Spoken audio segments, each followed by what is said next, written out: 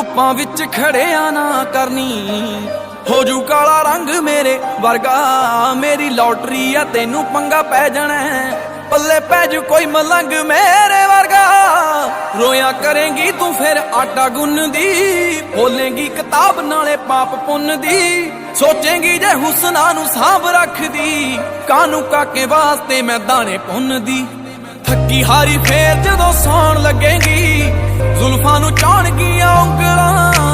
ਰੋਏਂਗੀ ਕਿ ਦੱਸ ਖੁਸ਼ ਹੋਏਂਗੀ ਜਦੋਂ ਕਰੂਗਾ ਕੋਈ ਤੰਗ ਮੇਰੇ ਵਰਗਾ।